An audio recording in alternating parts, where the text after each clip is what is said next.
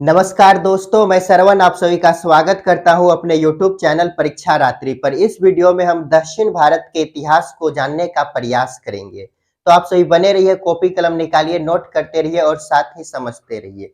ये जो दक्षिण भारत का इतिहास है, इसमें आज हम संगम युग के बारे में जानने का प्रयास करेंगे।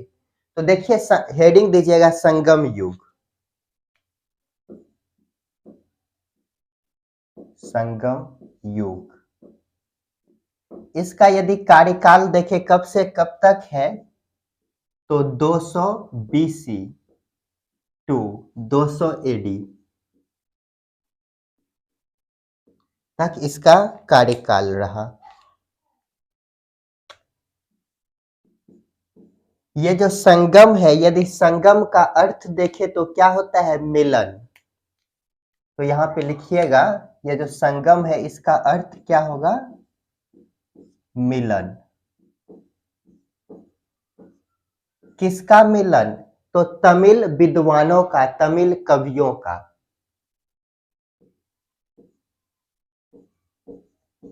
तमिल विद्वान या कवि।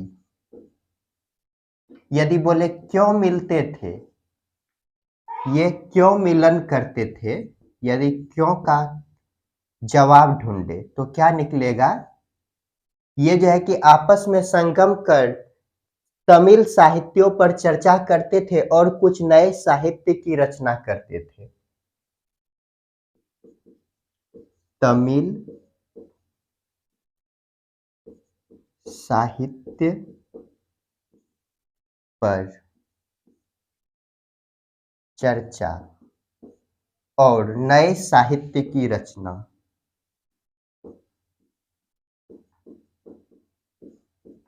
साहित्य की रचना करते थे। तो हम कह सकते हैं ये जो संगम युग है, इसमें जो है कि तमिल कवि आपस में मिलते थे और ये क्या करते थे? तमिल साहित्य की रचना करते थे, जिसे संगम साहित्य कहा गया। इस पॉइंट को यहाँ पर नोट करते हैं। तमिल कवि आपस में सभा करते थे और तमिल साहित्य की रचना करते थे, जिसे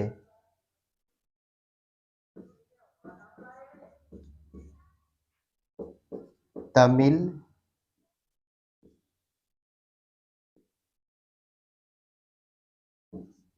साहित्य कहा गया। यदि देखें ये जो संगम है, ये संगम कौन कौन सा शासक कराता था, तो यदि उसके बारे में देखें तो वो पांडे वंश के द्वारा जो है कि ये संगम का आयोजन किया जाता था। उनको आगे देखेंगे, तो पहले एक बार यहाँ तक समझते हैं, उसके बाद आगे देखेंगे। तो देखिए, संगम युग, इसका शासन काल कब से कब तक रहा? 200 बीसी से 200 एडी। ये संगम का अर्थ क्या होता है? यदि अर्थ पूछे तो मिलन। किसका मिलन? तो तमिल विद्वानों या कवियों का मिलन। ये मिलके आपस में क्या करते थे? यदि पूछे आपसे क्या करते थे, तो क्या का जवाब क्या होगा? तमिल साहित्य पर चर्चा करते थे और नए साहित्य की रचना करते थे। तो यहाँ पर इसी को हम लिखे हैं, तमिल कवि आपस में सभा करते थे और तमिल साहित्य की रचना करते थे, जिस तमिल साहित्य को क्या कहा गया है?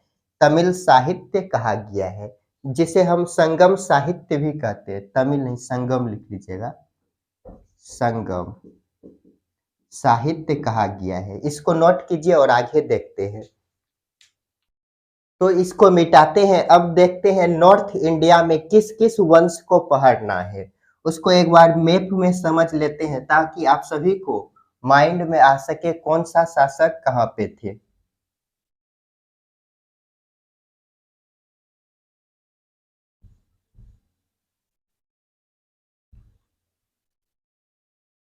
ये जो मैप ड्रॉ करेंगे ये आप सभी भी साथ साथ करते रहिएगा।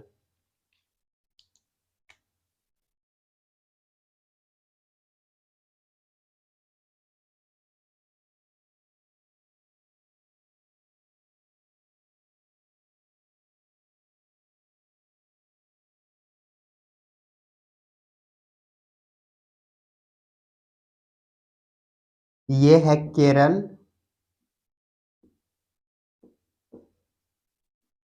ये है तमिलनाडु,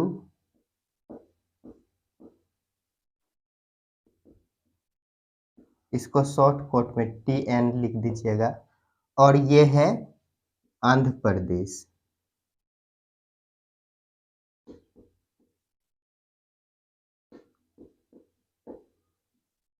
इसको AP लिख दीजिएगा।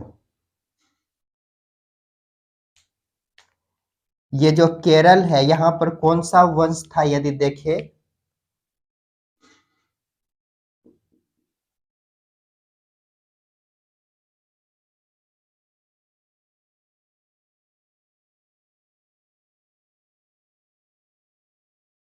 चोर, और यहाँ पर चेर, पांडे।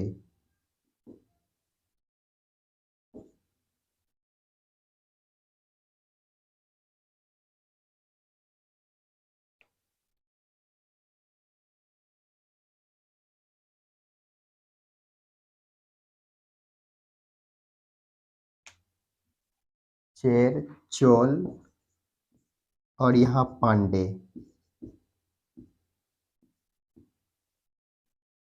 ये जो चोल वंश है और ये पांडे, ये चेर वंश। यदि इसका प्रतीक देखें तो क्या है, ये जो चेर है इसका यदि चोल का यदि प्रतीक देखें तो इसका बाघ या चीता है, बाघ या चीता। और ये पांडे जो है इसका यदि प्रतीक देखें तो मछली है,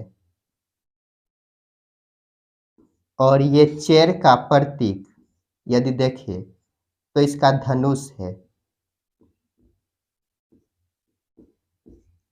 तो देखिए क्या देखें हम, वंश एक तरफ लिखते हैं वंश, और लिखते हैं स्थिति प्रतीक। किसका प्रतीक क्या है, तो लिखते हैं चोल, पांडे, चेर। ये जो चोल है ये कहाँ है, आंध्र प्रदेश, ये पे लिख दिए। और पांडे ये कहाँ है, तमिलनाडु, और ये कहाँ है, केरल, केरल के। और ये जो चोल है इसका प्रतीक क्या है, तो बाघ या चीता।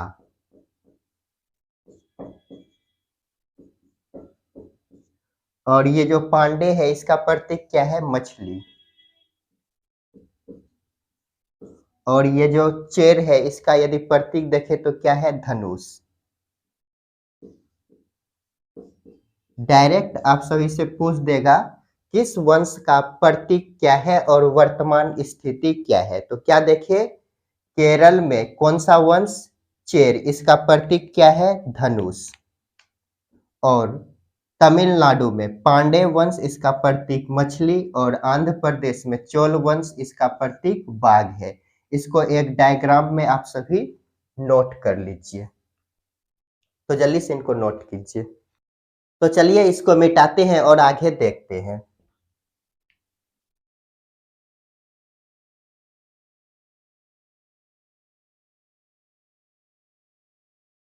ये जो संगम युग है, संगम युग में कुल कितने संगम हुए हैं, तो 3 संगम हुआ है।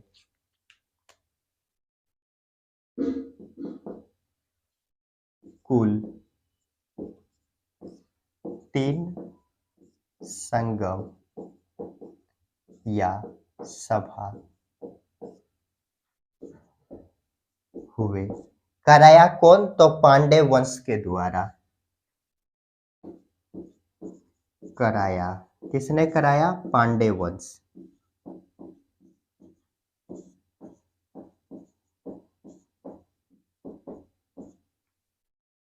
तो लिखिएगा सभा स्थान कहाँ पे हुआ है, उसके बाद लिखिएगा अध्यक्ष, और लिखिएगा साहित्य की रचना हुआ या नहीं। इधर लिखिएगा साहित्य, कौन सा साहित्य का रचना हुआ। ये जो स्थान पहला देखिएगा मदुरा,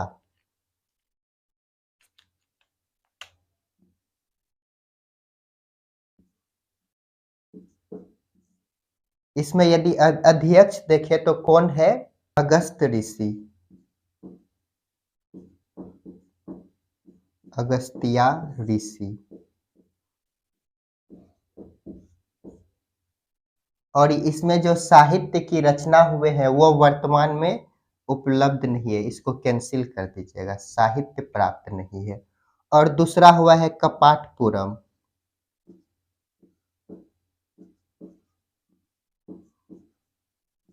इसमें अध्यक्ष कौन थे? तो यही अगस्त्या, अगस्त्या ऋषि।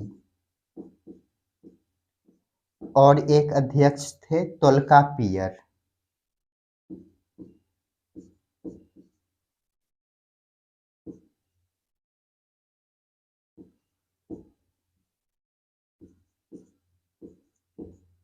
तोल्कापियर।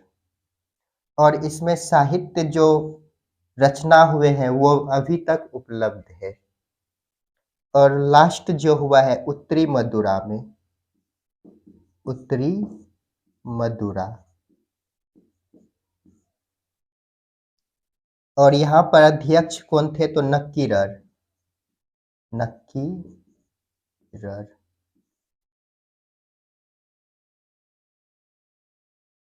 और यहाँ पर भी साहित्य उपलब्ध है।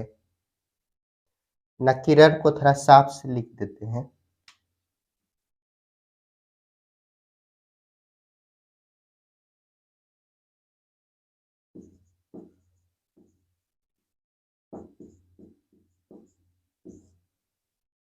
तो देखिए क्या देखे हम, संगम युग में कुल कितने संगम हुए? तो 3 संगम हुआ या सभा हुआ।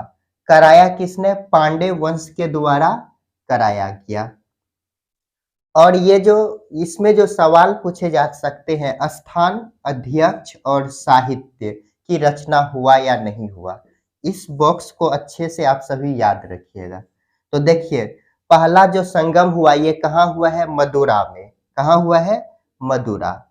यहाँ पे अध्यक्ष कौन थे? अगस्त्या ऋषि। और साहित्य जो लिखे गए हैं वो उपलब्ध नहीं है। और कपाटपुरम ये किसकी अध्यक्षता में? अगस्त्या ऋषि या तोल्कापियर। यहाँ पे जो साहित्य की रचना हुए हैं वो उपलब्ध है। और उत्तरी मदुरा ये किसकी अध्यक्षता में? नक्कीरर। यहाँ पर भी साहित्य जो लिखे गए हैं उपलब्ध है, इनको जल्दी से नोट कीजिए। तो चलिए इसको मिटाते हैं और आगे देखते हैं।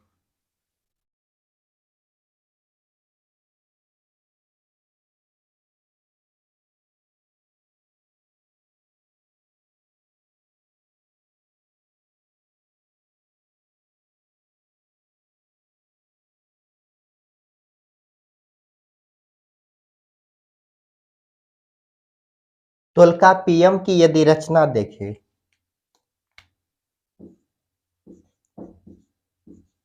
तोल्कापियर की रचना तोल्कापियम है।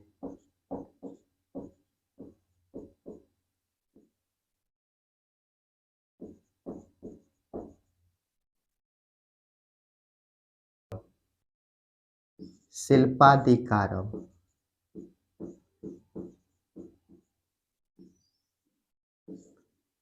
इसमें निपुर की कहानी है, निपुर की कहानी।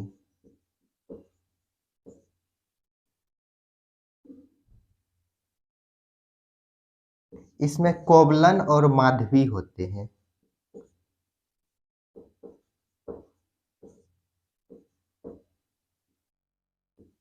माधवी, इन दोनों का प्रेम कहानी का वर्णन है। दूसरा लिखिएगा मणि मेखले,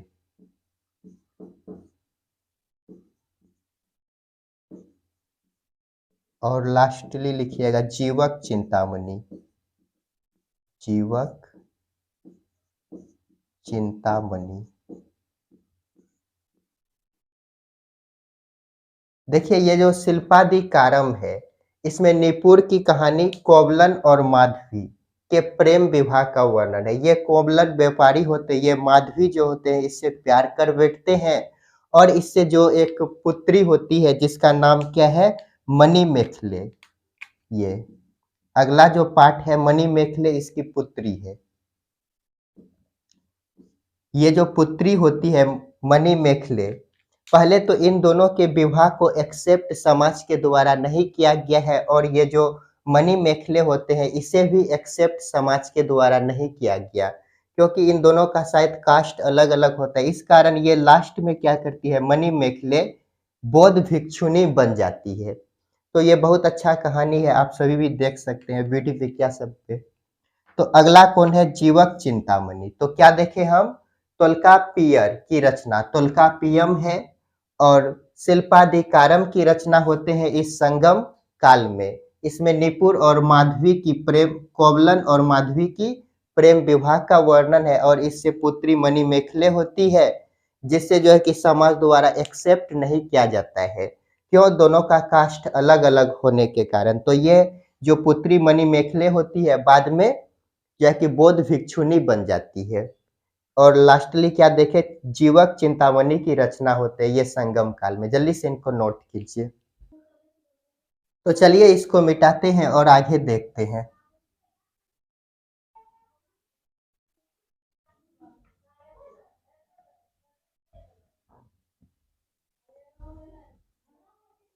देखिए थोड़ा इस मैप पे ही काम करते हैं। हम जानते हैं नॉर्थ इंडिया और साउथ इंडिया, इधर क्या है, नॉर्थ इंडिया, और यहाँ पे है साउथ इंडिया। ये जो नॉर्थ इंडिया है यहाँ पर हम बहुत सारे धर्म के बारे में देख चुके हैं, जैसे वैदिक धर्म, जैन धर्म और बौद्ध धर्म। यहाँ पर कौन कौन सा धर्म देखे हैं, वैदिक धर्म, जैन धर्म, बौद्ध धर्म, ये सभी हम यहाँ पर देख चुके हैं नॉर्थ इंडिया में। लेकिन यदि हम साउथ इंडिया की बात करें, ये जो साउथ इंडिया है यहाँ पर कोई धर्म नहीं था। ये जो साउथ इंडिया देख रहे हैं यहाँ पर कोई वैद, जैन, बौद्ध धर्म नहीं था। तो ये क्या है, विंध्य पर्वत। इसे जो है कि यहाँ साउथ इंडिया किसने लाया, यहाँ पर किसने लाया यदि देखें तो ऋषि अगस्त्या। तो यहाँ पे लिखिएगा अगस्त्या ऋषि, अगस्त्या ऋषि। क्या किया, नॉर्थ इंडिया से जो है धर्म, धार्मिक कल्चर को कहाँ लाया, साउथ इंडिया में लाया। तो हम यहाँ पे एक डायग्राम बनाते हैं और लिखते हैं नॉर्थ इंडिया और साउथ इंडिया। यहाँ पर यदि धर्म, यहाँ पे यदि देखें तो ब्राह्मण, क्षत्रिय, वैश्य, शूद्र होते थे।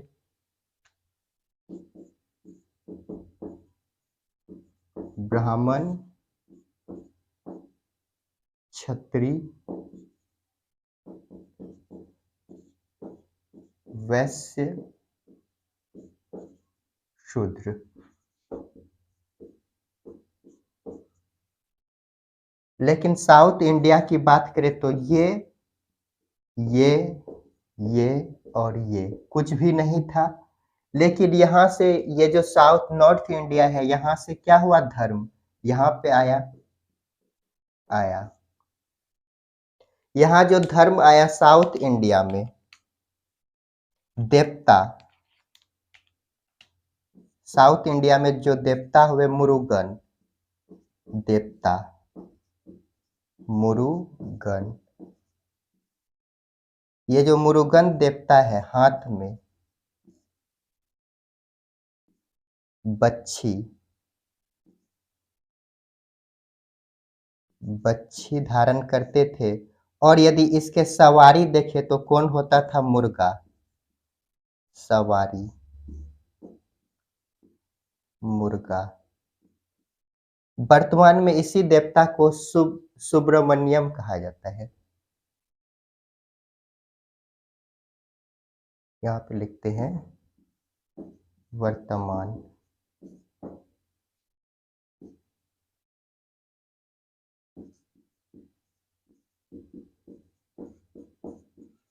सुब्रमण्यम। तो देखिए क्या देखे, नॉर्थ इंडिया, उत्तरी भारत से दक्षिणी भारत में धर्म को लाने का काम किस ऋषि ने किया? तो अगस्त्य ऋषि में। हम नॉर्थ इंडिया में देख चुके हैं कौन कौन सा धर्म था, वैदिक धर्म, जैन धर्म, बौद्ध धर्म। लेकिन साउथ इंडिया में ऐसा कोई धर्म नहीं था। तो हम यहाँ पे इसी को एक डायग्राम में देखें। नॉर्थ इंडिया में क्या था? ब्राह्मण, क्षत्रिय, वैश्य, शूद्र। लेकिन साउथ इंडिया में ये सभी कुछ भी नहीं था, यानी कि समाज का विभाजन नहीं था, वो यहाँ पे धर्म भी नहीं था। ये जो है कि नॉर्थ इंडिया से साउथ इंडिया में क्या हुआ, ये धर्म आए, धर्म आया। उसके साथ साथ ये जो है कि वर्ण का विभाजन, ये सभी यहाँ पर नहीं था। धर्म जो आए यहाँ पर देवता कौन हुआ? मुरुगन। कौन हुए देवता? मुरुगन। और इसके हाथ में बच्छी होता था और सवारी कौन हुआ? मुर्गा, मुर्गा हुए। और जिसे वर्तमान में जिस देवता को क्या कहते हैं? सुब्रमण्यम। क्या कहते हैं? सुब्रमण्यम। जल्दी से इनको नोट कीजिए। तो दोस्तों आज के लिए इतना ही। ये जो चोल वंश, पांडे वंश और चेल वंश है, इसके बारे में जो है कि कुछ जो है कि विशेष कल देखने का प्रयास करेंगे। तो आज के लिए इतना ही। आप सभी खुश रहिए, पढ़ते रहिए, अपने माता पिता का सम्मान कीजिए। और यदि मेरा वीडियो आप सभी को पसंद आता है तो लाइक, शेयर, कमेंट कीजिए। मिलते हैं नेक्स्ट क्लास में।